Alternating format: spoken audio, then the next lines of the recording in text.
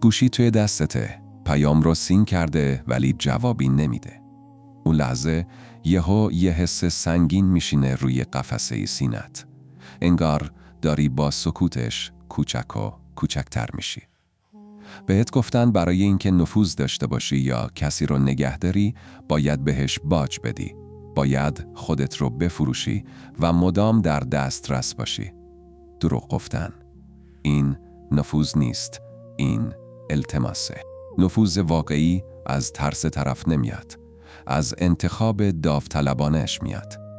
وقتی تو خودت رو میفروشی، اون آدم سمی فقط یه برده پیدا کرده. نه یه آدم قدرتمند که بخواد بهش تکیه کنه. ببین رفیق، بازی امروز بازی خریدن توجه نیست. بازی ساختن وزنه. اونایی که بدون داد زدن، بدون التماس کردن و بدون باج دادن اثر میذارن، یه رازی دارن که رابرت گرین سالها پیش کشفش کرد. اونا میدونن چطور اعتبار، ارتباط عاطفی و کمیابی رو مثل قطعات یه پازل کنار هم بچینن. وقتی اون پیام رو سین میکنه و جواب نمیده، تو 2 راه داری. یا میتونی با یه پیام دیگه اون ترک توی رابطه رو با التماس پر کنی، یا میتونی اون وزنی رو که داری حفظ کنی و اجازه بدی سکوت کار خودش رو بکنه. دومی همون جاییه که قدرت واقعی متولد میشه. ما قراره یاد بگیریم چطور بدون اینکه ذره‌ای از ارزش خودت رو کم کنی، اون آدم روبروت رو به سمتی هدایت کنی که خودش بخواد باهات همراه بشه. این نه جادوه، نه فریب. یه مکانیزم دقیق روانشناختیه که اگه یادش بگیری، دیگه هیچ وقت مجبور نیستی برای دیده شدن خودت رو به حراج بذاری. حالا بیا ببینیم این بازی قدرت دقیقاً از کجا شروع میشه. ببین، همه ما یه بار این صحنه رو زندگی کردیم. توی آشپزخونه ایستادی، خسته‌ای. میخوای فقط بری توی اتاقت و یه چای بخوری. ولی خواهرت میاد و با یه لبخند معصومانه میگه میشه جمعه که مهمون داریم تو مسئولیت پذیرایی و جمع جور کردن خونه رو گردن بگیری؟ قلبت یهو میریزه. میدونی که اگه بگی نه، اون نگاه ناامیدش رو میبینی و اعتماداً تا چند روز توی خونه باهات سرد میشه. پس چی کار میکنی؟ با اینکه کل وجودت داره داد میزنه نه، لبخند میزنی و میگی باشه. فکر میکنی این یعنی نفوذ؟ رفیق، این فقط ترس از دست دادن امنیته. بهت گفتن اگه کوتاه بیای آدم خوبی هستی و همه دوستت دارن. دروغ گفتن. این بله گفتن از سر اجبار نه نفوذ تو رو بالا میبره و نه رابطه رو محکم میکنه. فقط تو رو به یه بله قربان بو تبدیل میکنه که ارزش کلامش هر روز کمتر میشه. رابرت گرین، استاد روانشناسی نفوذ، یه حقیقت تلخ رو مطرح میکنه. نفوذ یعنی تغییر رفتار یه نفر، اون هم به شکلی که خودش بخواد. وقتی کسی حس میکنه مجبور شده بهت بله بگه، در واقع نفوذ تو شکست خورده. اون فقط داره از ترس پیامدها یا برای خلاص شدن از فشار باهات همراهی میکنه. وقتی آزادی انتخاب کسی رو تهدید میکنی، اون آدم ناخودآگاه گارد میگیره و مقاومتش 10 برابر میشه. تو میخوای اون رو به سمت خودت بکشی، ولی با فشاری که میاری داری اون رو به سمت مخالف هل میدی. نفوذ واقعی شبیه اینه که آب توی خاک فرو بره. آروم، بی صدا و امین. زور گفتن و باج دادن درست مثل اینه که بخوای آب رو با دست هل بدی. فقط پخش و پلا میشه و هیچ جا نفوذ نمیکنه. برای اینکه قدرت واقعی داشته باشی، باید یاد بگیری که به جای تحمیل خواستت، فضای انتخاب ایجاد کنی. فردا وقتی توی همون موقعیت گیر کردی و کسی خواست با فشار عاطفی تو رو به کاری مجبور کنه، به جای اینکه بلافاصله باشه بگی یا با عصبانیت نه رو بکوبی توی صورتش، یه مکث کوتاه کن. این مکث سنگر قدرت توه. بعدش فقط یه سوال باز بپرس.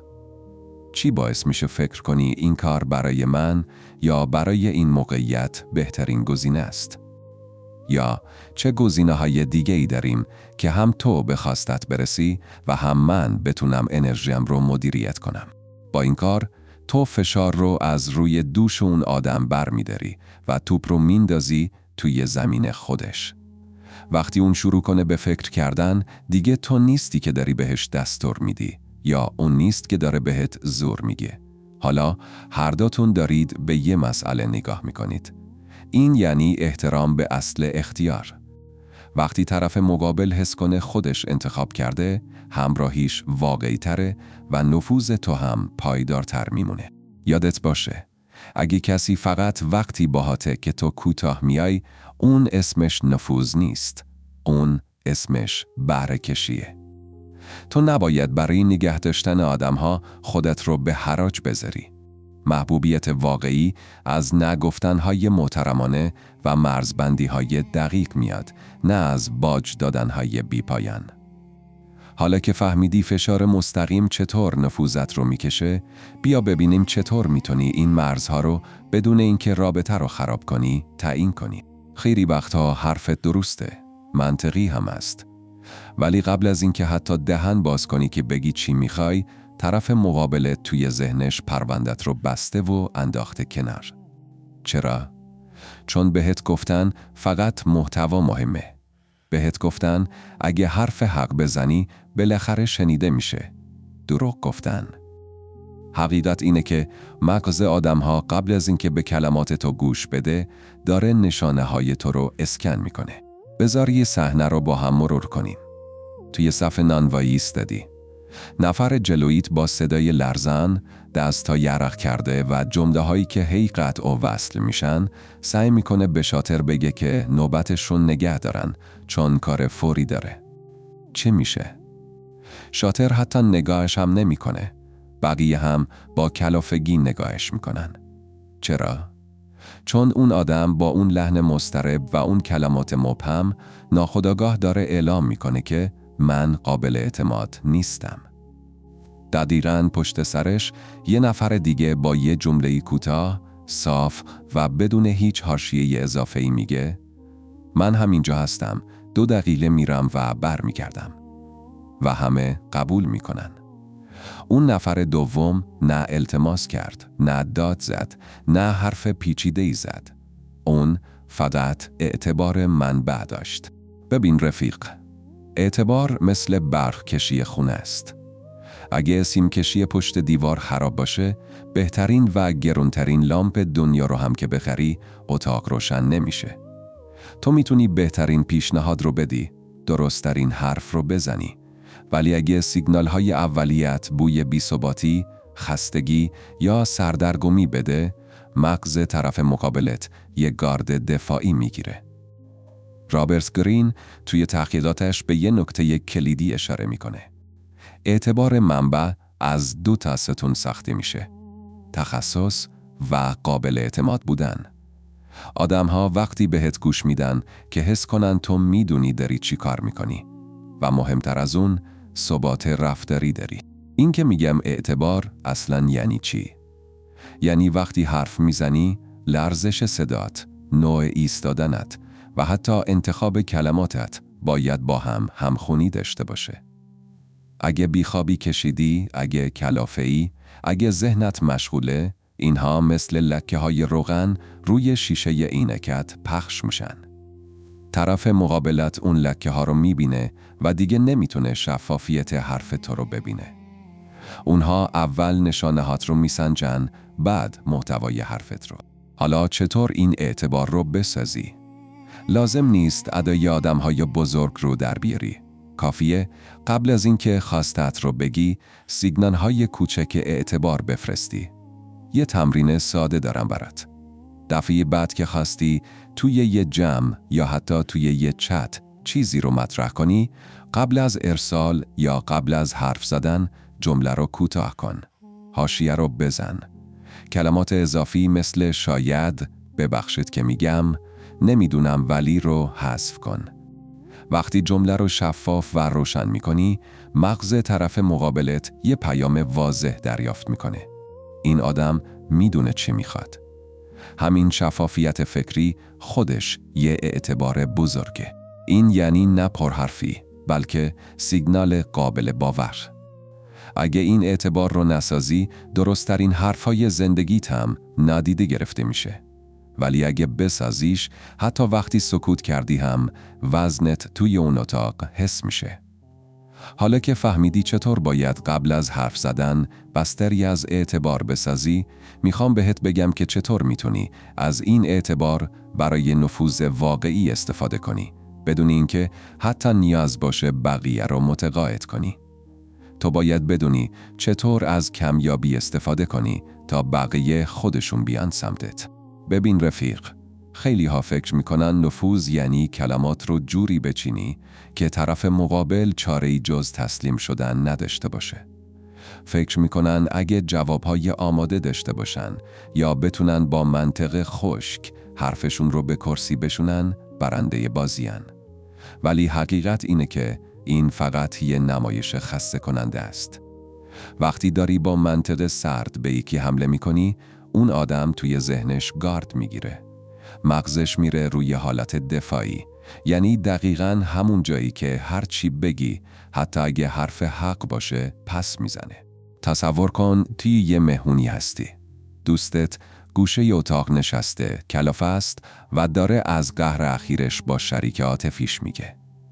تو همون لحظه اول با کلی راهکار منطقی میپری وسط حرفش. ببین، تقصیر خودته که اون کارو کردی. باید اینطوری جوابش رو میدادی. چی میشه؟ اون آدم همونجا حرفش رو قطع میکنه. دیگه چیزی نمیگه و فاصلش رو باهات بیشتر میکنه. تو فکر کردی داری کمکش میکنی، ولی در واقع داری بهش ثابت میکنی که اون رو نمیفهمی. اینجاست که باید یاد بگیری چطور از همدلی رفتاری استفاده کنی. وقتی طرف مقابل احساس کنه فهمیده شده، مقاومتش کمتر میشه. این یعنی نفوذ واقعی، نه با زیاد حرف زدن، بلکه با کمتر دفاع کردن و بیشتر شنیدن اتفاق میافته. اول باید فضا رو امن کنی تا طرف مقابل زرهش رو زمین بذاره. گوش دادن فعال احتمال صمیمیت و همکاری رو به شدت بالا میبره. پس دفعه بعد که دوستت یا حتی کسی که میخوای روی تصمیمش اثر بذاری شروع کرد به حرف زدن، به جای اینکه دنبال راه حل فوری باشی، فقط باستاب بده. یعنی آخر جملش رو با زبون خودت تکرار کن. بگو: پس داری میگی که حس میکنی اون اصلاً به حرفت اهمیت نمیده، درسته؟ همین یه حرکت ساده معجزه میکنه. طرف مقابل یهو حس میکنه توی این دنیا یکی هست که واقعاً داره میبیندش. وقتی اون حس ناامنی درونی فروکش کنه، مغزش از حالت دفاعی خارج میشه و میره روی حالت همکاری. اون وقت تو دیگه لازم نیست زور بزنی. خودش ازت میپرسه: به نظرت من باید چی کار کنم؟ این یعنی تو دیگه یک غریبه نیستی که داره نصیحت میکنه. تو اون رفیقی هستی که حالا اجازه داری وارد حریم فکریش بشی. اگر آدم کنار تو دفاعی بمونه، یعنی هنوز به تو اعتماد نکرده. این اعتماد با جوابهای آماده ساخته نمیشه، بلکه با فهمیدن دقیق دردهایی ساخته میشه که طرف مقابل حتی جرأت نمیکنه به زبون بیاره. مثلا فرض کن رفیقت برات یه استوری بی مقدمه از یه روز پرفشارش میذاره. اگه سری ریپلی کنی اب نداره. خودت رو ناراحت نکن. فردا بهتر میشه. عملاً داری حسش رو نادیده میگیری و فاصله میسازی. اما اگه بنویسی انگار امروز بد جوری کلافت کرده، نه؟ اون لحظه است که طرف مقابل حس میکنه تو واقعاً کنارشی. وقتی تو هم فرکانس حال اون میشی، اون ناخودآگاه گاردش رو میشکنه. یادت باشه، نفوذ توی این جزئیات کوچیک رفتاریه، نه توی سخنرانی‌های بلند بالا برای تغییر عقیده دیگران. حالا که یاد گرفتی چطور با همدلی عمیق گارد طرف مقابل رو پایین بیاری، باید بدونی که یه جای کار هنوز میلنگه. چون فقط فهمیدن طرف مقابل کافی نیست. تو باید بدونی چطور اون پیوند عاطفی رو به یه تعهد ناخودآگاه تبدیل کنی که حتی وقتی نیستی هم اثر تو توی تصمیمهاش باقی بمونه. میدونی کجای بازی رو داری میبازی؟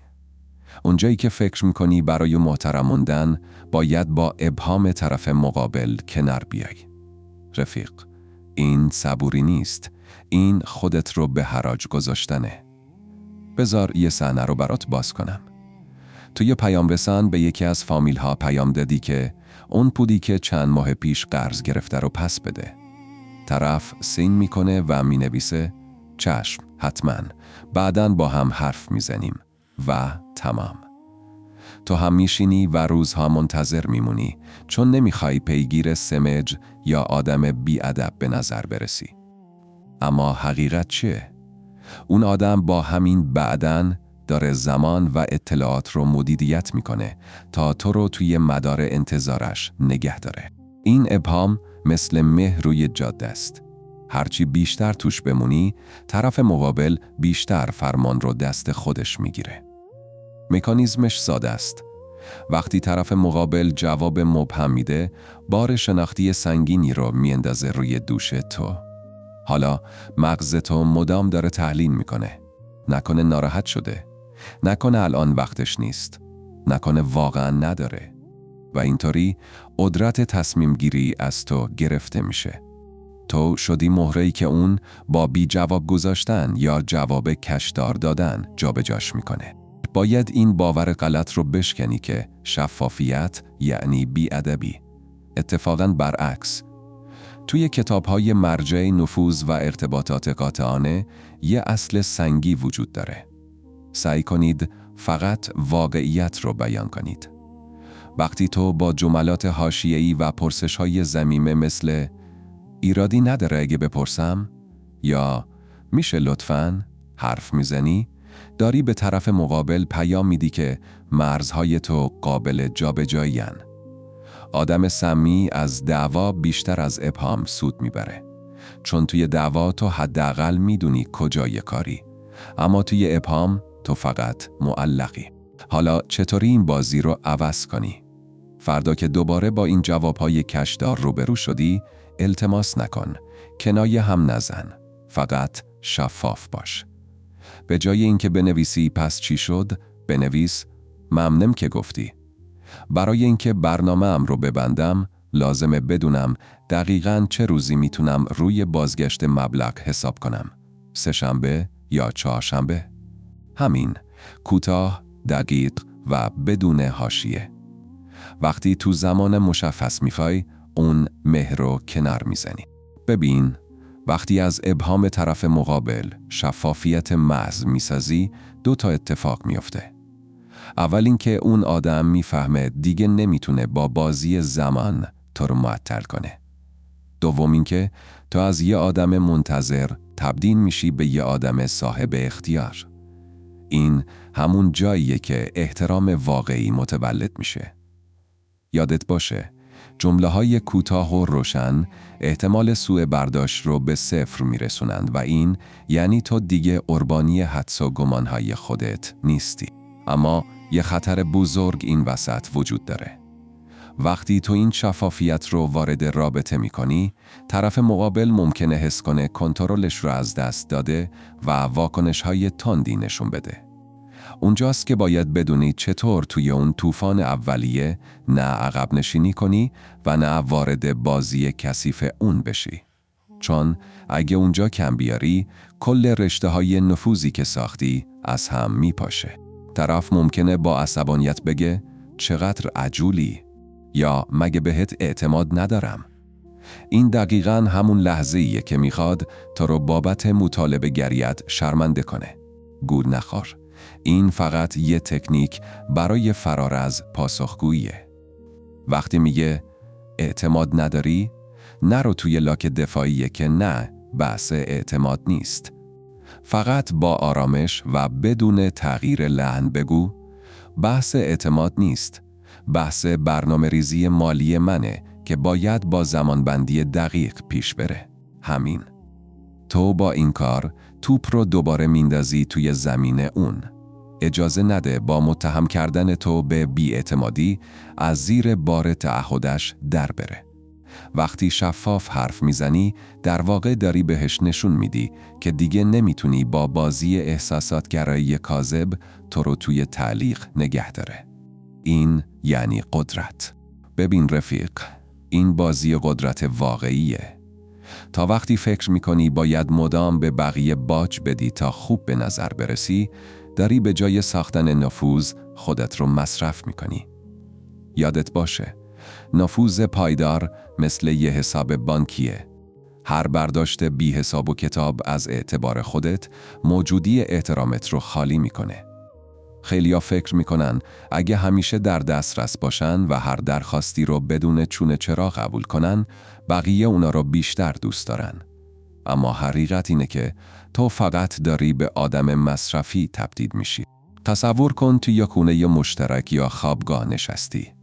هم اتاقیت باز هم سهم قبض برق رو عقب انداخته و با یه لبخند ملیح میگه رفیق، میشه این ماه هم تو بدی؟ دستم خالیه. تو میترسی اگه بگی نه رابطتون سرد بشه یا فکر کنه آدم خسیسی هستی؟ اما همین لحظه یه ترک بزرگ توی مرزهای تو ایجاد میشه. مهربانی بیمرز خیلی سریع تبدیل به عادت طرف مقابل میشه. اون دیگه تو رو به عنوان یه آدم قابل احترام نمیبینه، بلکه تو رو به عنوان کسی میبینه که میتونه همیشه روی بله گفتنت حساب کنه. نفوذ واقعی از وابستگی بقیه به تو نمیاد. از این میاد که تو چقدر پیش بینی پذیر و ارزش افزا هستی.